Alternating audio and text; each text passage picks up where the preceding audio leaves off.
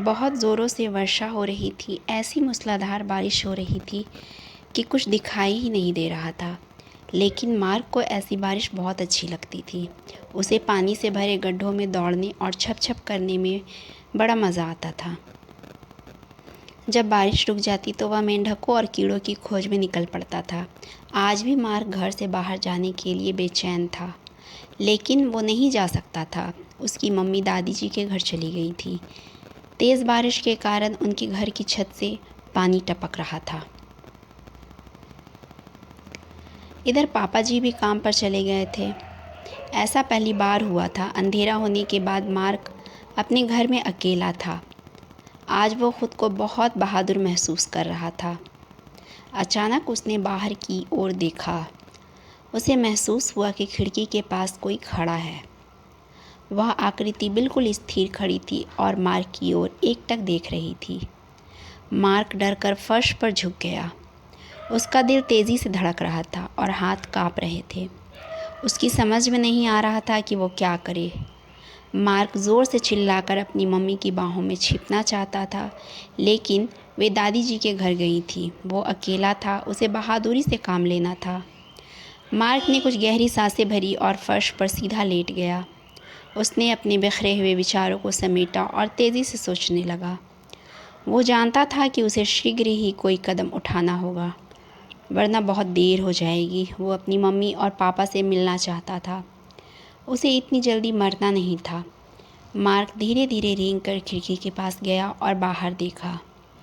वो आकृति अब भी उसी जगह खड़ी मार्क की खिड़की से भीतर देख रही थी। मार्क खिड़की के पास था, इसलिए वो उसकी शेर जैसी गुर्राहट आसानी से सुन सकता था।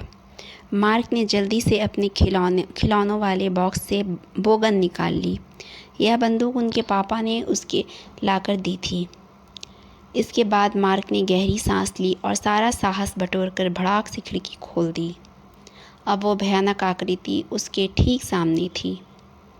वो एक पल भी गंवाना नहीं चाहता था। उसने तत्काल उस आकृति पर निशाना साधा और अपनी बंदूक चला दी। मार्क का निशाना ठीक जगह पर लगा और दर्द के कारण वो आकृति चिल्लाने की आवाज़ सुनाई दी। उसकी गुर्राहट अब दर्द भरी चीखों में बदल गई थी। मार्क इसे सहन नहीं कर सका।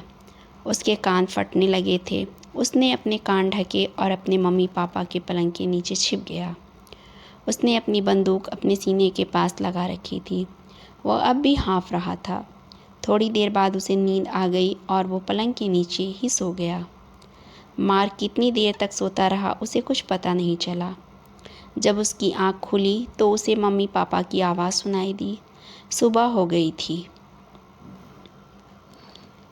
मम्मी पापा को देखते ही मार्क ने अपने आंसू पोंछे और उनके गले से लग गया।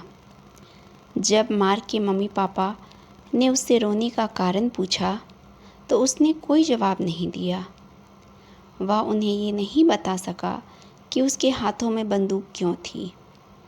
शायद वे लोग उसकी बातों का भरोसा ना करते। तभी से मार्क बहादुर हो गया। अब उसे ना तो अंधेरे से डर लगता है और ना ही वो अकेला रहने से घबराता है। रात को जब मार्क सोने लगता है तो अपनी बंदूक हमेशा अपने साथ रखता है। क्या पता अंधेरे में कौन सा भयानक जीव उसका इंतज़ार कर रहा हो।